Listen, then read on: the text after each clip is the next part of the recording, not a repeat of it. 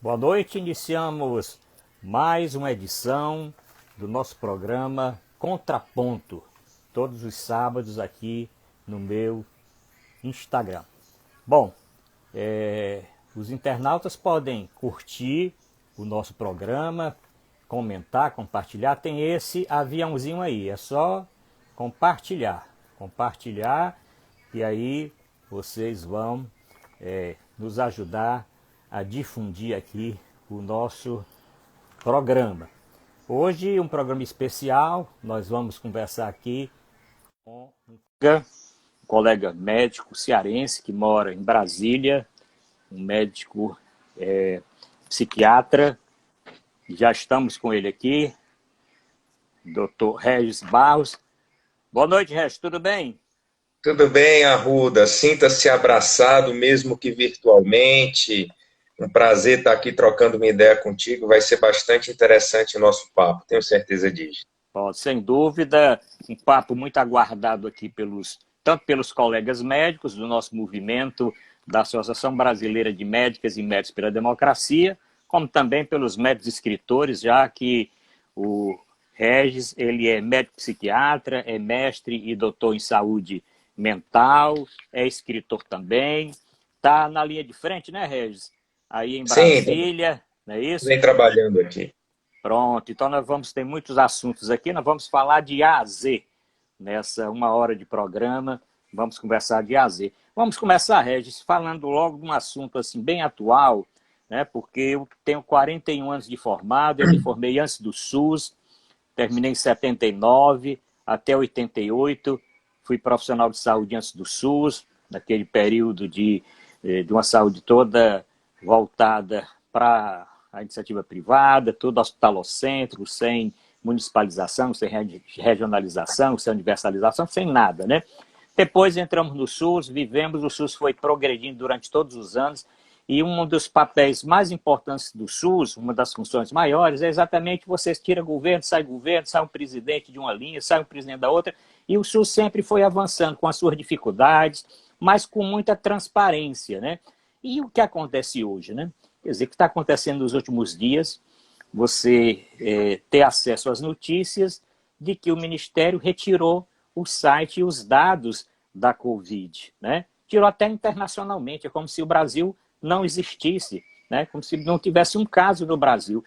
Isso é muito grave, né? Precisa que nós profissionais, que as entidades, eu vi uma nota do CONAS, do Conselho Nacional dos Secretários de Saúde, inclusive quando secretário de Saúde do Estado, fui vice-presidente do CONAS, uma nota dura, dizendo que os secretários estaduais de saúde não são irresponsáveis de estar maquiando números, né? Não existe sentido na altura dessa, você já está com o pico da epidemia em vários estados, uma grande quantidade de casos, o Brasil já em segundo lugar no mundo em quase tudo, e subnotificação, você está maquiando casos, né, para inflar números, né? O que é que você acha disso, Regis?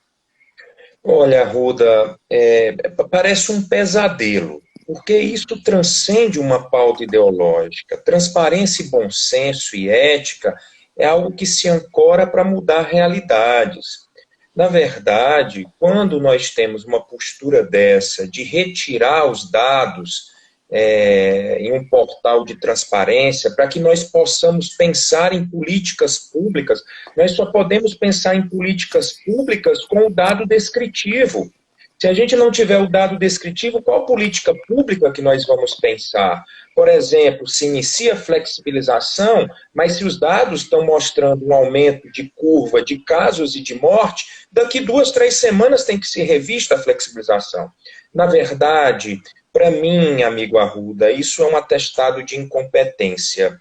É um atestado, e aí eu transcendo e trago para a área da psiquiatria, para mim é um atestado de sociopatia, de um transtorno de funcionamento dissocial, é disruptivo, porque você retirar um dado, colocando uma estrutura paranoide de perseguição aos estados brasileiros, como se as secretarias de saúde estivessem inventando óbitos, isso é muito grave, isso é muito cretino da minha parte, eu penso assim. E não vamos chegar a lugar nenhum, porque o mundo já sabe que nós vamos bater no iceberg. Nós somos agora o epicentro da crise, da pandemia, e vai piorar. Então, isso não tem por que esconder, até porque nós vamos catalogar os dados da Secretaria de Saúde do Estado. Então, na verdade, não é só um ataque ao SUS e à transparência, é um ataque à ética e à decência. Concordo plenamente, e como o Ceará não esconde dados, eu vou dar aqui para os nossos internautas os números do Ceará, que faz pouco tempo que saiu, né? Nós estamos aqui no Ceará com 63.575 casos, né? Quer dizer, o Ceará está chegando ao número grande de casos, 63.575. Número de óbitos, vamos já encostar nos 4.000, ou passar dos 4.000, 3.965 óbitos. O estado que mais realiza exame, realizamos 148.493 exames, mais até do que estados como São Paulo, Rio de Janeiro e outros. A taxa de letalidade que continua alta, embora baixou um pouquinho, está 6,2, né? Então, o Ceará tem 2 vezes por semana no Integra SUS, na página que a Secretaria mantém, todos os dados bem transparentes. É como você está dizendo, né? É um trabalho infrutífero, mostrando só esse problema psicológico, psiquiátrico, isso que é uma doença. Chega a ser... Nós vamos conversar muito sobre isso, porque você é especialista da área. Eu queria falar de empatia, eu queria falar aí dos problemas aí dessa quarentena, desse isolamento, de medo, tá entendendo? Eu queria, porque isso é importante, queria falar do seu trabalho, né? Você logo no início da pandemia aqui no Brasil, você se disponibilizou, inclusive, a fazer teleconsultas, né, com os profissionais de saúde. Eu quero ver como é que andou isso, como é que está isso. Eu li que você agora está voltando para o seu consultório nos próximos dias, né, mas até há pouco tempo você estava fazendo realmente teleconsulta, e eu quero ver como é que isso evoluiu. Agradecer aqui já aos internautas, normalmente tem muitos comentários. Chegando os comentários, nós vamos passar aqui as perguntas para você, né? Tá certo? Tem aqui o Alf, que sempre participa, o Rui Ari, a Meire, a Noemi, o Henrique Machado, a Fatinha, tá certo? A Meire, o Jorge Bastos, a professora Núbia, que sempre participa também, pode perguntar, tá certo? O Daniel, a Carol, o professor, estou vendo muita gente aqui do interior, professor Samuel, lá do Crato, pessoal de Baturité, tá certo? Agradecendo aqui os comentários, parabéns pelo trabalho. O Jairo Castelo Branco, lá do meu Baturité, tá certo? O doutor Ruda fez um ótimo trabalho quando esteve à frente da secretaria, obrigado. A Lília, é bom saber que nossa sensação é de fato um diagnóstico é bom saber que a nossa sensação é de fato um diagnóstico de sociopatia. Doutor Arruda nos representa. Ixi, agora não, negócio de política agora não. A Núbia quer saber o seguinte: o que vocês acham sobre o posicionamento do nosso secretário em solicitar recontagem, né? O Visa, que é recontagem de óbitos. O que é que você acha disso? Isso não é uma afronta de todas as... Como é que o sujeito entrou ontem? A primeira medida é recontar o número de óbitos, né? Eu acho que isso é um... Qual é a sua sensação quando você escuta isso? Eu acho que é um show de horrores. Eu me sinto invadido e agredido enquanto médico, enquanto categoria.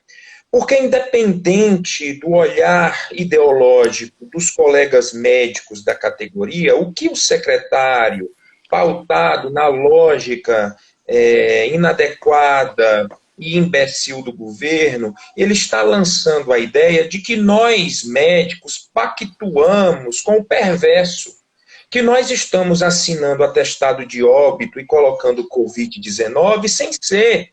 Isso merecia uma ação popular pública, né, dos médicos contra sindicatos que se colocam nesse posicionamento, contra o próprio governo. O médico está na linha de frente muitas vezes expostos, sem EPIs, adoecendo, encarando com receio. Nós não sabemos como é que a partícula viral vai se movimentar dentro do nosso organismo, enfim, e somos apenados como se nós fôssemos cretinos e bandidos. Isso é muito grave. é um governo que não tem a capacidade de fazer uma pauta de união em prol de combate a um vilão maior. Eu nem sei se o Covid é mais vilão do que o próprio governo, me desculpe, eu não sei. Mas o governo não tem essa condição. Ele acaba brigando com todo mundo. E aí é uma afronta à nossa categoria, aos profissionais de saúde, colocar que nós assinamos atestados de óbitos falsos, que nós estamos fazendo um delito, nós estamos fazendo falsidade ideológica, algo nesse sentido, é muito grave. E aqui no Ceará, nós tivemos também um deputado estadual, você deve ter acompanhado, deputado estadual do PSL, que também acusou o secretário da Saúde e também os médicos do Ceará de estarem fazendo exatamente isso, falsificando atestados. A nossa entidade deu uma nota dura contra isso, a sociedade também se manifestou, a academia, e o que é certo é que isso respingou, inclusive, na nossa representação sindical, no Sindicato dos Médicos, que não teve uma postura, tá certo, à altura de representar os médicos do Ceará. E agora está em maus lençóis porque o Ministério Público quer que o sindicato, então, diga da onde surgiu essas denúncias e apresente os médicos que fizeram a denúncia. E o sindicato, claro que não tá encontrando esses médicos... Embuste ideológico e político. E simplesmente não existe. E que o deputado também é presente, porque ele postou nas redes sociais, isso em destaque no Brasil todo, inclusive foi compartilhado pelo próprio presidente da República. Mas, Ed, vamos falar um pouquinho assim dessa área da saúde mental, né? Tá certo? Me diga uma coisa, como foi esse seu trabalho inicial com os profissionais que você disponibilizou, inclusive, o acesso para a teleconsulta? Como é que foi? Você foi bastante procurado? O que é que você está sentindo dos profissionais aí que ainda estão na linha de frente? Quais os problemas que esses colegas têm apresentado mais? E o que é que você indicaria, assim, não é fazer consulta, mas o que é que você orientaria para esses colegas que não tiveram oportunidade de conversar com você, mas estão assistindo agora, ou ao vivo, essa live, ou então depois no Instagram, no Facebook, ou o próprio vídeo que vai ficar postado aqui para quem quiser assistir mais tarde. Eu estou à disposição dos colegas médicos e continuo atuando para ajudá-los. Então, se algum colega da área de saúde, não só médico, estiver nessa live e precisar de algum suporte, eu estou disponível.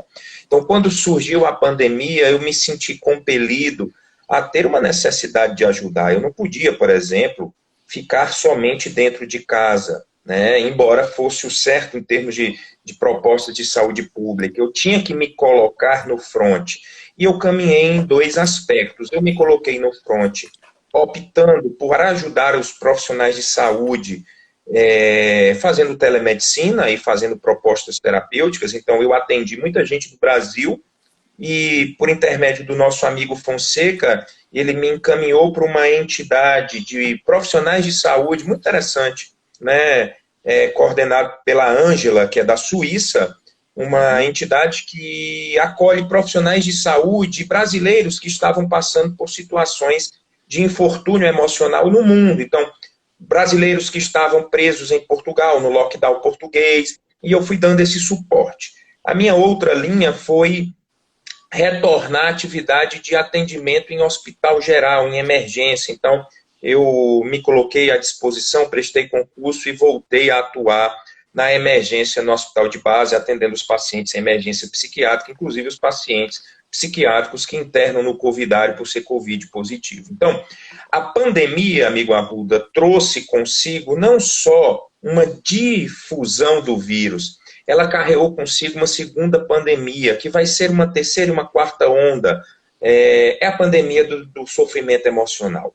Essa pandemia é fato, nós vivemos e compartilhamos de angústia, todos nós compartilhamos de angústia. A primeira angústia é que todos nós temos alguém amado do grupo de risco. Se nós não formos do grupo de risco e perder alguém amado, colocado por este governo imbecil como um número e não como afeto, é muita dor.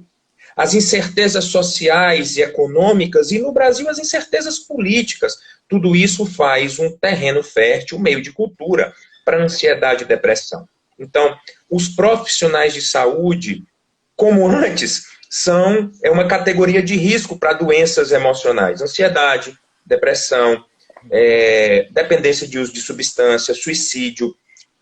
E eles estão muito adoentados, extremamente adoentados. Então, a sugestão que eu dou a todos, né, para objetivar e responder e finalizar essa pergunta, é que se você tiver alguma sintomatologia que te incomode, procure uma ajuda, não tem nenhum problema. Nós, psiquiatras no Brasil, acolhemos a telemedicina como uma possibilidade. Então, procure se tratar, procure se cuidar, que aí depois a gente vai organizando o retorno à normalidade da vida. Bom, estamos aqui nesse bate-papo com o Regis Barros, que é médico psiquiatra, mestre e doutor em saúde mental, é professor também, e está falando direto lá de Brasília. Como é que está o clima por aí, Regis? O clima começou... Qual clima? O clima físico ou o clima político?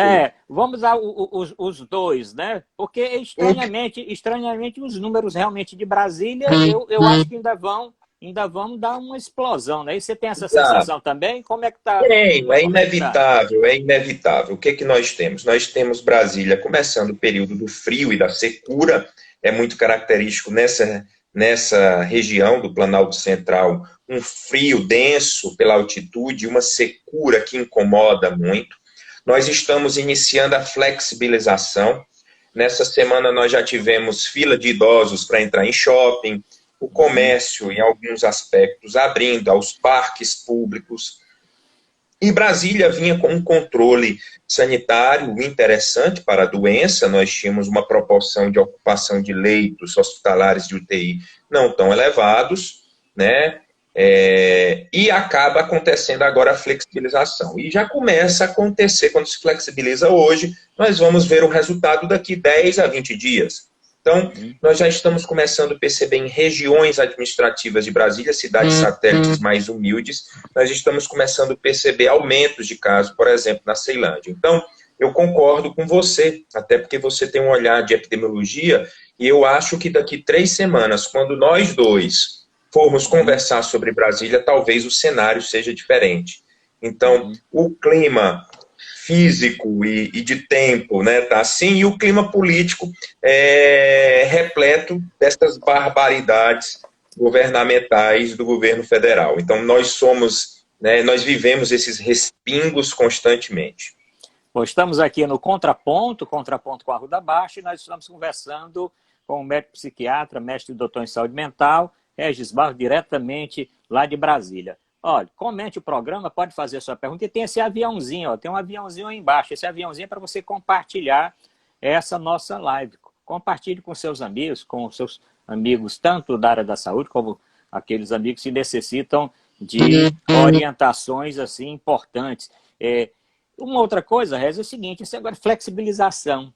Parece que segunda-feira passada eu senti uma sensação assim, de uma quarta-feira de cinzas. Nós tivemos um carnaval, foi um carnaval, não sei o quê, aí acabou.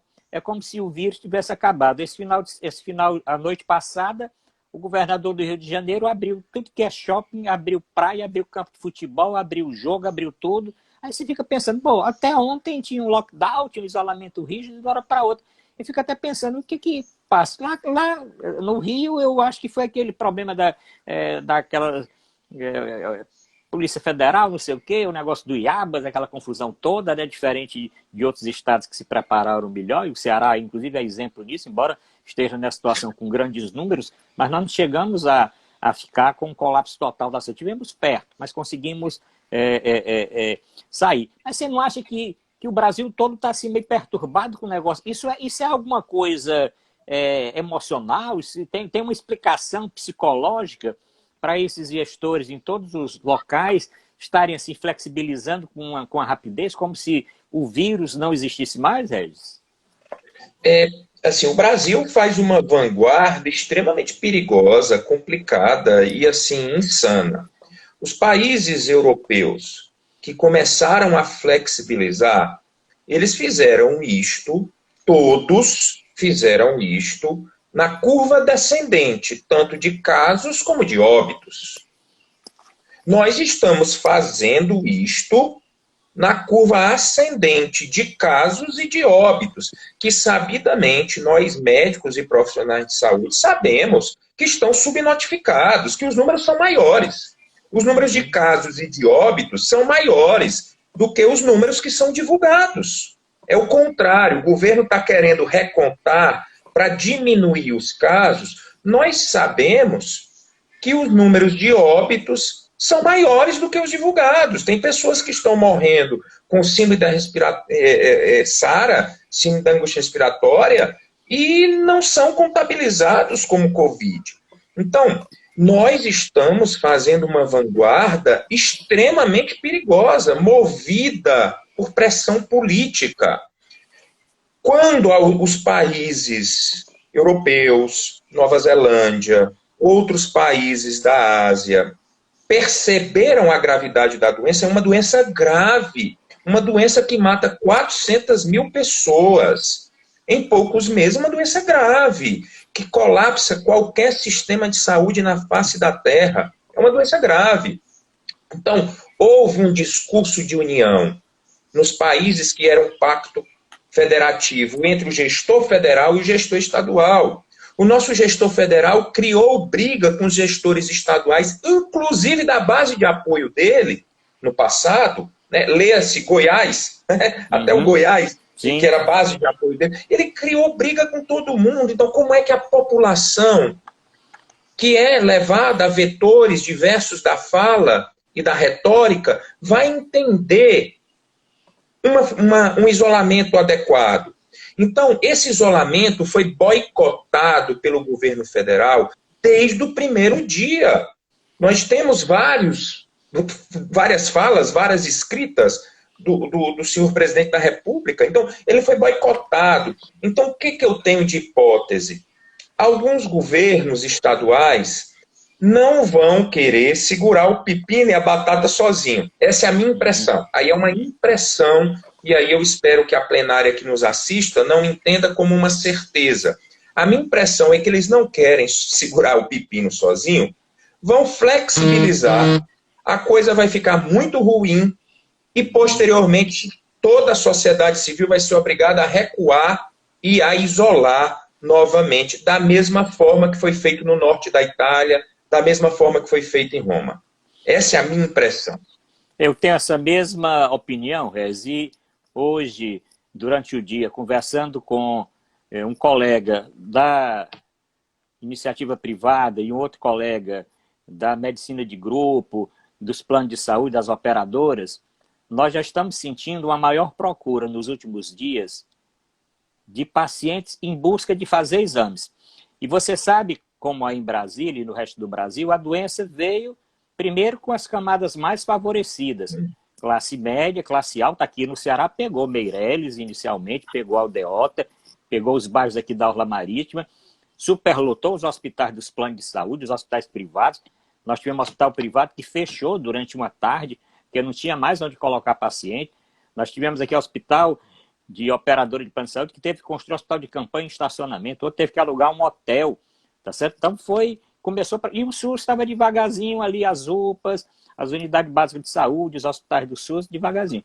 Depois foi o contrário, diminuiu um pouquinho, arrefeceu na iniciativa privada, nos planos de saúde, e o SUS tomou conta. Tanto que aqui você vê bem claro isso, a doença indo para a periferia, indo para a Barra do Ceará, indo para o Conjunto Zé Walter, indo para fronteira entre Maracanaú, entre Caucaia, né, que são cidades também que estão muito pressionadas aí, Caucaia, depois de Sobral, porque Sobral é a segunda cidade que tem uma situação mais grave. Depois vem Caucaia, Maracanaú e Itapipoca. São as 4 cidades que estão preocupando. E tem lockdown nessas cidades e tem mais em Itarema, em Camusim e Sobral. Essas cidades aí, tanto que o governador agora entrou na primeira fase de flexibilização na capital e manteve o isolamento radical no interior, e essas cidades não passaram da fase de transição para a fase 1. Eu e o Fonseca e vários outros médicos aqui, gestores, epidemiologistas, sanitaristas, nós solicitamos, inclusive, que em Fortaleza também ficássemos na fase de transição, deixasse para mais uma semana, para você avaliar nos 14 dias. Todo mundo fala nos 14 dias. Então, como é que uma semana você pode ter uma decisão se vai flexibilizar ou flexibilizar menos, né? Então, tenho também essa sua opinião, que alguns locais que estão flexibilizando na curva que está subindo, vão depois ter que retornar, e o custo disso vai ser um aumento gigantesco de óbitos, gigantesco de casos, e uma curva que poderia mais lenta, ter um platô mais aplanado, e a doença passar logo mais suave, nós vamos ter essa dificuldade. Deixa eu ver aqui, tem o doutor Cláudio Costa, está aqui saudando, a Terezinha Braga está dizendo, a ciência está sendo completamente desrespeitada pelo governo nacional, e eu vou aproveitar essa pergunta da doutora Terezinha Braga, Rez. E você, rapaz, essa notícia, o que, é que você acha dessa notícia do Brasil fazer como os Estados Unidos sair da OMC, da Organização Mundial da Saúde? E é uma outra loucura também, não? Assim, como eu falei para você, né, amigo Arruda, e para todos que nos escutam, é um show de horrores tão grande, tão abusivo, que nós passamos, é muito louco isto, é tanta bizarrice, uma atrás da outra, dia após dia, que nós começamos a criar uma certa naturalidade com a convivência da bizarrice. Por quê? Porque sempre tem uma bizarrice maior do que outra. Uhum. Então, é tão maluco, é tão descontextualizado, é tão perverso, esse é o adjetivo até psicanalítico, é tão perverso que você não acredita o sequenciamento de bizarrices, né? E nós não estamos aqui para julgar o contexto de atuação pleno da OMS. Uhum. Não estou aqui. Eu só estou aqui refletindo com você o que o Brasil ganha com esse embuste. Ficar novamente, né, alinhado com a política americana e sendo percebido de forma muito enviesada pelo mundo todo, inclusive no surgimento de uma vacina compartilhada, nós somos uma esfera não muito benquista. Porque os Estados Unidos têm o seu papel de potência mundial, o seu poderio econômico militar, né, criticando, inclusive, alguns aspectos éticos no funcionamento deles, mas tem, e nós não temos nada. Não há sentido a gente sair da OMS, nós não temos esse background de potência e de capacidade de barganha. É mais um embuste maluco do governo federal. Ô, Rez, tem um nosso internauta que está perguntando o seguinte, será que aí em Brasília foi igual aqui no Ceará, esse negócio da cloroquina? Como é que está atualmente Brasília com essa discussão? Aqui a Secretaria da Saúde voltou atrás, que a Secretaria da Saúde tinha como que, assim, recomendado levemente com aqueles cuidados e tal, né? Depois, quando a maioria dos infectologistas, dos profissionais, na prática, sentiram que o medicamento tinha mais efeitos contrários do que efeitos benéficos, não tinha nada, e os trabalhos que foram surgindo, mesmo trabalhos que estão sendo questionados, mas o que pode é que na prática ninguém observou isso. Esse problema da cloroquina, já que você já falou muito aí dessa parte aí de psiquiátrica e tal, isso também, por que o que você acha? Por que o nosso presidente se apegou nesse negócio de cloroquina? Vamos lá, né? Quando a gente, aí é psicanálise, quando a gente não dá conta de algumas coisas, a gente desloca, a gente usa o mecanismo de defesa do deslocamento, né? Então, nós tivemos uma incapacidade de gestor federal, uma incapacidade de governabilidade, uma incapacidade de liderança, e tudo isso fez com que o resultado hoje fosse produto de tudo isto. O que nós vivemos hoje, no dia 6 de junho de 2020, é produto desse sequenciamento de incapacidades nessas diversas esferas que eu citei. Então, se criou algo mágico que não é mágico. Se tentou vender algo mágico que não é mágico. Eu nem sei se existem outros interesses pecuniários por detrás disto. Eu nem sei, não estou aqui para problematizar isso. Talvez sim, talvez não. Mas se criou algo mágico para tentar mostrar que nós estamos bem na fita. Isso é um absurdo. Tem um amigo meu que definiu muito bem essa onda da hidroxicloroquina com um ditado popular cheio de humor. Ele disse assim: Regis, para quem está se afogando, até jacaré é tronco. Uhum. Eu achei muito interessante, porque ditado popular é rico em psicanálise também. Uhum. Quando não tem nada, nós nos apegamos à esperança. A esperança nos move. Então a cloroquina veio mais como uma esperança do que uma realidade, porque hoje, a luz da ciência não permite que nós, profissionais da saúde, acreditemos que a cloroquina é um grande diferencial na luta contra a Covid-19. Porque se assim fosse, amigo Arruda, todos os países do mundo estariam utilizando, basta utilizar uma lógica. Ou será que só nós do Brasil e da extrema-direita, o governo Bolsonaro da extrema-direita, encontrou esse Eldorado e nenhum país do mundo, nenhum pesquisador do mundo, nenhum infectologista do mundo pensou nisso? Então não é. Se amanhã nós tivermos estudos randomizados de uma coorte interessante, casos e controles com uma população amostral bacana, que mostre que seja, mas hoje não é. E o governo, novamente, transforma em embuste questões não políticas em políticas. Então, a questão da cloroquina foi um joguete, um embuste político do governo federal, que, infelizmente, muita gente da classe médica e da classe de saúde comprou. Infelizmente, muita gente politizou isto. Muita gente mantém esse raciocínio sem embasamento, sem enquadramento científico. Bom, estamos aqui com o programa Contraponto com a Arruda Bastos e hoje nós estamos conversando com o Dr. Regis Barros, que é médico psiquiatra, é mestre doutor em saúde mental, professor universitário, está na linha de frente, é escritor e um amigo nosso de longas datas é o médico cearense que mora há quantos anos em Brasília, Regis? 20 anos já? Moro desde 2008, então há 12 anos. 12 anos, mas não esquece o Ceará, todas as férias está passando aqui no Ceará. Sempre aí, Né? sempre aí. Sempre está passando as férias aqui.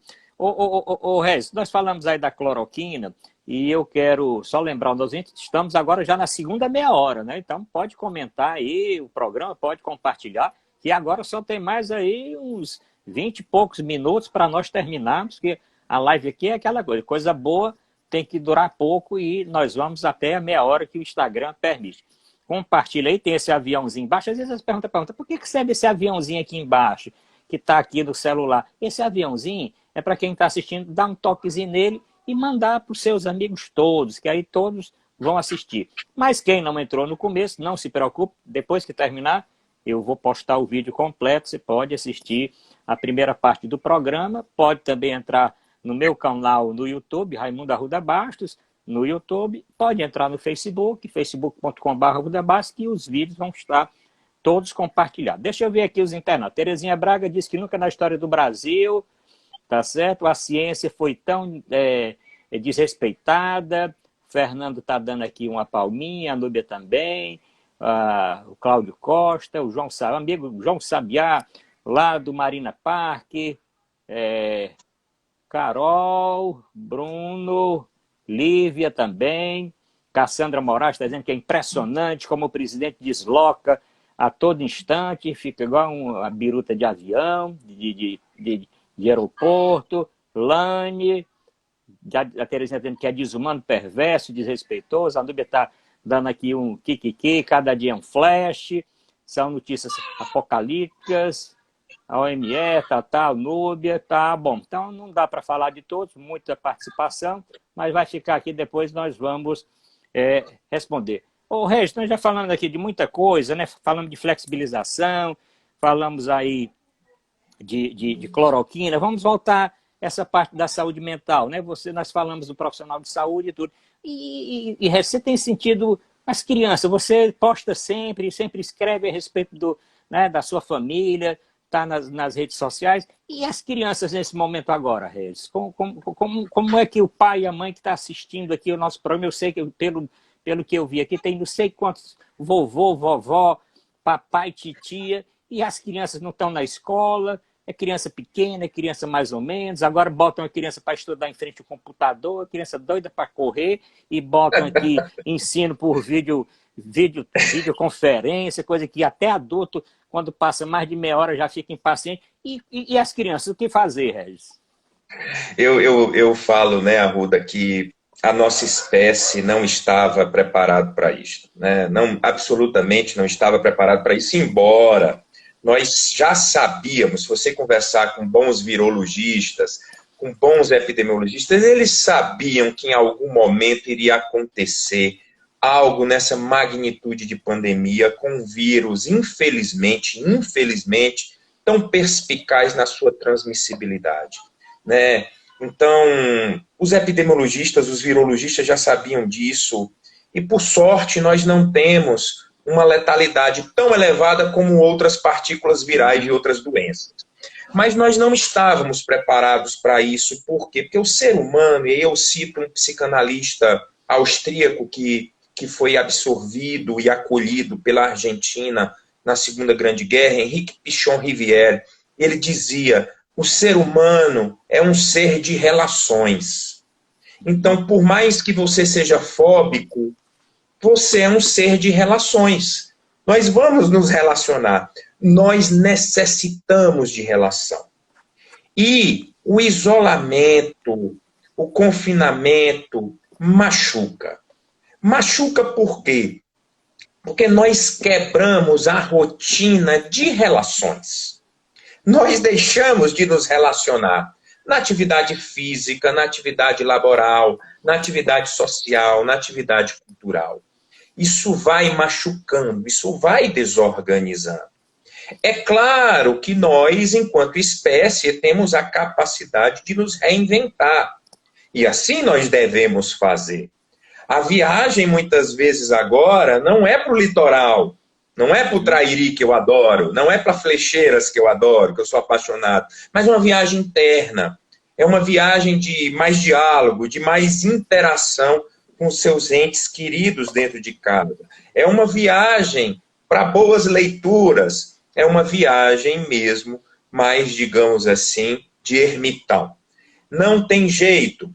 Quando não se estabelece o lockdown, em alguns campos nós temos lockdown, está permitido correr, andar, pedalar, depender se você não está aglomerando em um local, isso faz parte também. Mas nós temos que nos reinventar e entender coletivamente que a paciência é o caminho, porque nós vamos ter que sair disso. Para a molecada, nós pais, nós avós, nós temos que nos reinventar muito mais, porque eles demandam de mais interação, às vezes, do que nós mesmos. E a gente vai ter que ter um pouquinho de paciência, porque o paradigma tecnológico veio para modificar a história. A doença trouxe quebra de paradigma, Duda. Fazer telemedicina é uma quebra de paradigma. Né? Fazer prescrição com certificação digital, por exemplo, eu posso atender alguém em Fortaleza por telemedicina e mandar a minha receita por SMS ou por PDF com certificação digital e comprar normalmente. Isso é uma quebra de paradigma. Então, a plataforma de ensino à distância é uma quebra de paradigma que nós vamos ter que encarar. Vamos passar por isso, vamos sobreviver. Regis, vamos já falar aqui da saída dessa pandemia, né? Como é que nós estamos nos preparando. Às vezes já está assim meio batido, mas é para esse novo normal, né? Porque nós sabemos que as coisas não vão ser como antes. E eu queria ver a sua opinião a respeito disso. Mas antes tem aqui algumas perguntas, tá certo? Aqui, o Brito, o doutor Brito aqui, nosso amigo, lá da Paraíba. Doutor Regis, que perfil diagnóstico de transtorno mental cabe ao mito desgovernador do Brasil? Seria uma personalidade psicopática? Regis, responde aqui o doutor Francisco Brito aqui. Vamos lá, a gente tem que ter uma diferenciação muito grande para não macular os doentes mentais. Essa é uma pergunta importante. transtorno mental é diferente de desvio de caráter e de desvio moral, tá certo? Então, a gente tem que ter muito cuidado nisso, porque embora, né, algumas patologias na personalidade que são dissociais, disruptivas e, portanto, sociopáticas, tem uma codificação dentro da CID-10, da CID-11, né? Nós temos essa codificação para fim de entendimento, de diagnóstico, de perspectiva de entendimento, de interação com o indivíduo. Mas doença mental, depressão, bipolaridade, transtornos alimentares, transtornos de ansiedade, distúrbios do sono, né, esquizofrenia e outras psicoses, não tem nada a ver com desvio de conduta e desvio moral. Então, eu acredito que o nosso excelentíssimo senhor presidente provavelmente, né, está enquadrado nesse funcionamento de personalidade repleta de estruturas paranoides, repletas de estruturas narcísicas. Paranoides, ele desconfia de todo mundo. Narcísica, ele acha que é Deus e não o é. E começa a aparecer realmente vários conteúdos disruptivos e dissociais. Por exemplo, essa de propor e mandar tirar a transparência dos números de dados no meio da pandemia da Covid. Isso é muito sociopático. É isso. Bom, quero dizer aqui que o doutor Francisco Brito é um dos pilares da Associação Brasileira de Médicas e Médicos pela Democracia aqui no Nordeste, em todo o Brasil. Ontem participei de um programa com o doutor Francisco Brito e o Vladimir, ele falando da Paraíba e eu falando aqui de Fortaleza, né? Então, um abraço aqui para o Brito, para todos os amigos médicos da Associação Brasileira pela Democracia.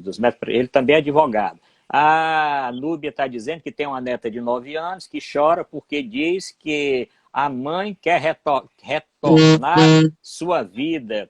E a outra que chora de tristeza na natação, aulas de passeios e tal, né? A palavra que sintetiza melhor é bizarrice, que o Márcio Bastos está dizendo. Outra que também é muito apropriada para esse contexto político é surreal, né? Marcília está aqui dando os parabéns, está aqui e tal. Doutor Regis, podia falar sobre o extremismo de manifestantes com o simbolismo radical que está ocorrendo agora no nosso país? Bom, Regis, vou aproveitar aqui que essa nossa internauta está perguntando.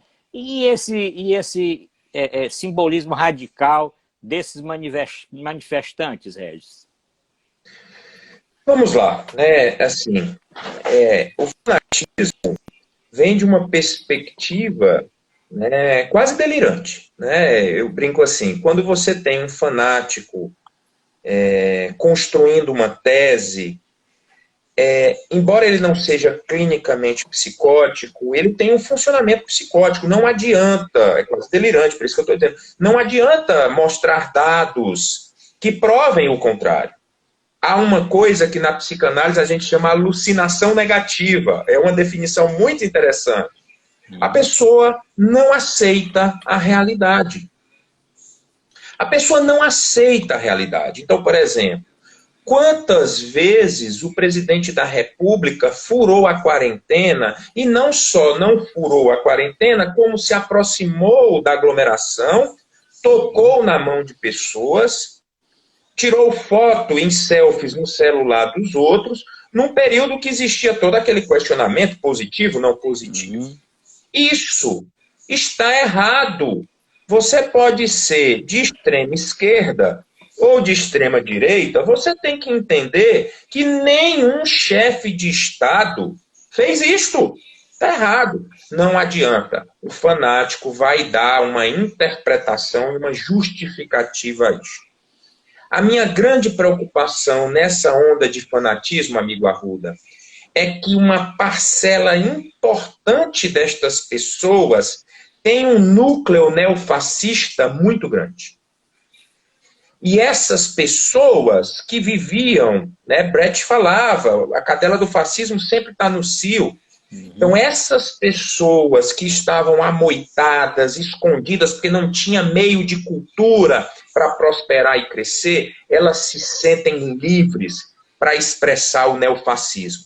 Seja com uma manifestação maluca em frente ao STF, com tochas e máscaras brancas, fazendo uma clara relação a Ku Klux Klan, seja tomando leite, né, numa manifestação de live do presidente, seja agredindo a minoria, os negros, os pobres, numa postura extremamente elitista. Então, a minha grande preocupação é isso, porque com o neofascismo a gente não pode dialogar, a gente tem que cortar, a gente não pode permitir isto.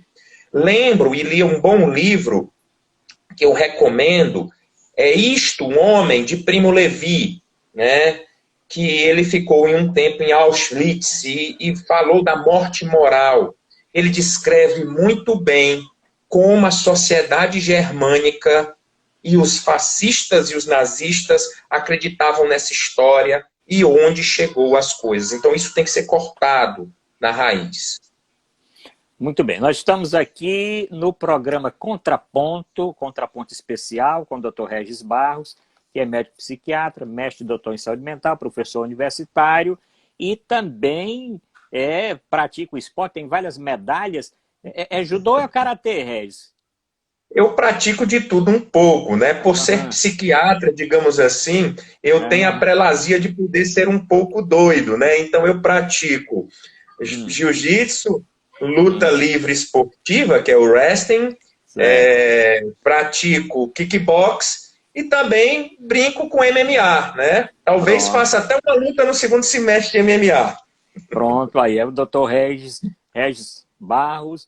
O Dr. Regis é um médico pela democracia. O Dr. Regis, desde 2016, formou um grupo de médicos, um grupo grande de médicos, começou no Ceará, depois foi para Bahia, tem na Paraíba, no Rio Grande do Norte, tem em Alagoas, tem agora em São Paulo, no Rio, em Paraná.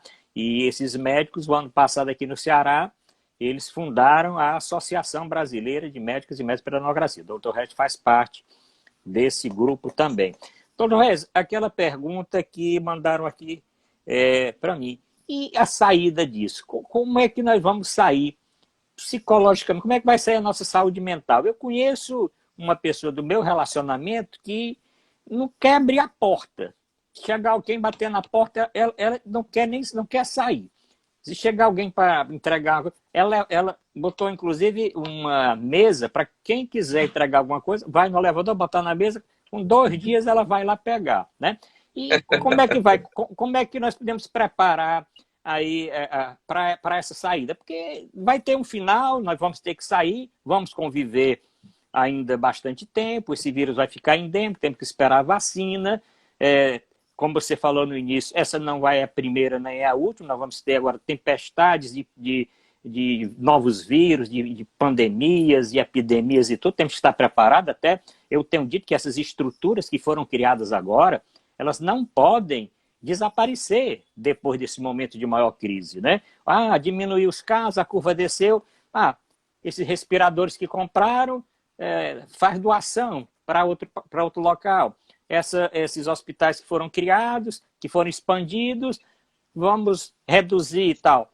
Nós temos que manter essa estrutura, que foi, a duras penas, colocada agora, né? Então, me diga uma coisa, as duas coisas. Como é que nós vamos sair em termos de estrutura de saúde e como é que nós aqui mesmo, pessoa física, vamos sair desse trauma? Enquanto não houver vacina, a gente fica na esperança que surja uma vacina. Até agora nós não temos isso concreto. É ciência nossa, e aí, de aspecto sanitarista e de epidemiologia, que nós vamos ter ondas. E essas ondas determinarão a flexibilização, recuo da flexibilização. Essa é a grande questão. Não tem jeito, nós vamos passar por algumas ondas até ter a vacina. Não tem jeito, nós não podemos soltar toda a população na rua para tentar esgotar susceptíveis, morrendo quem tenha que morrer. Isso, para mim, é eugenia. Para mim, é eugenia, porque a boa parte da população que vai morrer é pobre, desfavorecida e negra. Então, para mim, isso é eugenia. Então, nós não podemos soltar, nós temos que soltar flexibilizando, puxando, recuando e entendendo o dado descritivo que o governo federal esconde a partir de então. Pronto. Então, infelizmente, amigo Arruda, eu acho que nós vamos sair muito machucados enquanto povo. Por quê? Porque nós não temos uma lógica de governança central que nos dê segurança. Então, nós vivemos uma incerteza muito grande sobre economia, trabalho, renda, política e saúde. Nós temos um governo que trabalha, infelizmente, um governo federal, que trabalha na direção oposta do controle da pandemia. Então, quando flexibilizar mais, ainda nem está flexibilizado muito, essa população que estava dentro de casa, ela não vai para a rua naturalmente. É por isso que você está certo. Não existe mais o normal de outrora. Por mais que acabe o lockdown e nós tenhamos uma flexibilização, é bem provável que eu e minha esposa não vamos mais ao cinema, até ter a vacina, porque minha mãe é uma paciente oncológica, entende? Mora comigo. Então, nesse raciocínio, nós vamos sair muito machucados. Por incrível que pareça, a política e a má política de gestão que nós vivemos no Brasil vai favorecer adoecimento mental. Porque as pessoas, para não adoecer com ansiedade, com depressão, né, com angústia, elas precisam ter segurança. E, infelizmente, nós não temos nenhuma segurança política e eu nem sei se jurídica. Estamos aqui agora nos 10 minutos finais, um pouco menos do que isso, 8 minutos finais. A Regina Machado está dizendo, então, quem estiver na faixa de risco tão cedo poderá sair do isolamento, Reis? Você acha que quem está no grupo de risco tão cedo não vai sair do isolamento? Essa é aquela discussão do isolamento horizontal e isolamento vertical, né? Que para mim está claro que o isolamento tem que ser horizontal. Essa história de que o isolamento vertical tem que prevalecer. Isolamento vertical é muito bom para quem anda de Honda Civic, de CR-V, e é muito bacana, né? Porque eu ando sozinho no carro. Mas o isolamento vertical numa favela no Rio, né, num bairro empobrecido de Fortaleza como a Aerolândia, como é que eu vou fazer um isolamento vertical? Não existe isso. Então, o isolamento tem que ser horizontal, até a gente controlar a doença, por vacina, por imunização ativa ou passiva. Né? É bem possível que nós tenhamos que ter, sim, um maior cuidado a longo prazo com as pessoas susceptíveis. Esse cuidado não quer dizer que vocês vão deixar de viver, absolutamente. Não vai ser isso, mas que vocês vão trabalhar e nós vamos trabalhar socialmente e sanitariamente com maior cuidado, sim, né? Evitando maiores aglomerações, sempre ter máscara. E o sistema de saúde não está colapsado para receber aqueles casos que, porventura, tenha, né, um desfecho mais negativo e que necessite um suporte mais intensivo. Bom, deixa eu ver aqui, tem uma pergunta aqui. Dr. Reis, a saúde mental do idoso já é muitas vezes precária, né? Tendente a quadro depressivo. O que o senhor recomenda aos familiares? Como lidar com o isolamento social nesse momento de pandemia, com relação aos idosos? O isolamento social, ele determina uma ideia de distanciamento social. É claro que se o seu parente idoso mora num canto e você mora no outro, é pouco provável que vocês vão estar abraçados até, né, a resolução da doença, conforme a gente falou. Mas o distanciamento social não determina o isolamento. Nós podemos e devemos interagir com esta pessoa diuturnamente. Nós devemos ligar, nós devemos fazer videochamadas. Se for uma casa ampla, ou uma estrutura ampla, em que as pessoas podem entrar não estando perto, com o distanciamento e tendo todos os cuidados de higienização de ambiente e de uso de máscara? Pode. É claro que também não é como antes, em que a mesona estava aberta no domingo, no almoço de família, vai ser diferente. Mas não entendam distanciamento social com isolamento social. Eu posso estar muito próximo de um amigo meu na Inglaterra e posso estar muito distante do meu vizinho do lado. Bem, isso é verdade. Bom, estamos chegando aos 5 minutos finais. Aqui o Rinaldo Braga, meu grande amigo, está aqui botando uma mãozinha. Como fortalecer a parcela da população que busca a democracia para que se motive a se manifestar e lide com a própria angústia, Regis? Nós precisamos lutar ativamente pela democracia, né? Isso, para mim, é sinal de uma nação com saúde. Eu entendo que uma nação que não luta pela democracia, que não luta pela transparência, que não luta pelos direitos humanos, que não luta para proteger os seus mais vulneráveis, é uma população que tende a ter uma doença sistêmica. E eu acho que a nossa população é muito adoentada.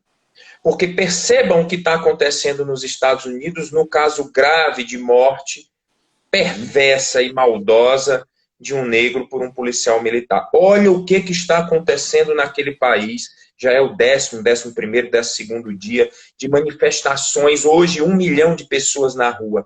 Nós não vamos para a rua. Nós temos um descalabro na nossa gerência governamental e nós não reclamamos na rua. Nós não fazemos pressão popular. Lutar pela democracia é lutar por saúde mental. Estamos aqui com o Contraponto, com a Arruda Bastos, hoje com o Dr. Regis Barros, médico psiquiatra, mestre doutor em saúde mental, ele de Brasília e eu aqui de Fortaleza. A Núbia está dizendo que o mundo vai ficar muito monótono. Eu queria ver se o Regis acha que vai ficar muito monótono, né? Tá certo? A Lívia está batendo palminha, o João Melo aqui é um aluno lá da Unicristo, parabéns aos dois, obrigado, Melissa está aqui. Noemi está dando parabéns, obrigado aí. Dizer que esse vídeo não vai se perder, daqui a pouco ele vai estar na íntegra no Instagram, tá certo? E vai para o YouTube também. O YouTube é a Raimundo Arruda Bastos, facebook.com.br Arruda Bastos. Vou compartilhar para o Dr. Regis, ele também vai colocar aí nas redes sociais. Regis, faltando aqui 3 minutinhos, eu queria uma mensagem sua e já... Você tem um convite, né, para participar de um outro programa nosso aí pelo Facebook, que eu faço com o Dr. Manuel Fonseca, às quintas-feiras, que é Quinta com Saúde e Democracia. Nós vamos acertar um dia, se você não tiver de plantão, pode ser até na próxima semana. É um programa que nós fazemos pelo Facebook, o Facebook da Associação Brasileira de Médicos pela Democracia do Ceará. No sábado, no Instagram, na quinta, pelo Facebook. Uma mensagem aí, Regis, o que você poderia dizer para os nossos aqui internautas que estão assistindo essa live ao vivo e vão assistir depois, vão ver o vídeo nesses 2 minutinhos finais? Eu desejo muito carinho, né, a todos. Eu te agradeço pelo convite, né? Eu acho que quando eu encontrei vocês anos atrás, né, eu escrevi um artigo que foi publicado e foi muito curtido na época. Eu estava com uma dor interna tão grande por me sentir órfão, porque eu percebia que a categoria médica, via de regra, está muito direcionada à direita e se aproximando muito desta pauta meio que reacionária. Isso me incomodava muito, porque eu entendo que para ser médico você tem que se afastar disto. Você precisa estar próximo dos outros e não pode ter uma pauta que se aproxime desta postura reacionária. Então, quando eu encontrei vocês, eu me senti acolhido e disse, poxa, eu não estou sozinho, eu sou muitos, né? Existem muitos e nós vamos lutar para ser a maioria. Então, meu agradecimento a você. Né? Eu acho que a mensagem que eu passo para todo mundo nesses segundos finais é luta e perseverança. Lutar contra a doença, lutar contra o desgoverno, lutar contra essa pauta racista e neofascista. Essa é uma necessidade nossa, é uma bandeira nossa, não é uma bandeira de partido, é uma bandeira de sobrevivência. E nós vamos vencer, né? A vitória acontecerá. Bom, nós estamos nos 30 segundos finais. Eu que agradeço aqui o meu querido amigo Regis Barros, cearense, radicado há 12 anos em Brasília, dizer que nós estamos ansiosos para a sua vinda aqui no Ceará e, como sempre, vamos continuar mantendo os nossos contatos e planejar a sua participação no nosso programa de quinta-feira. Quero agradecer aqui a audiência dos internautas, aqueles que curtiram, que comentaram e que vão compartilhar esse vídeo daqui para frente. 2 segundos, 3, 1. Obrigado a todos.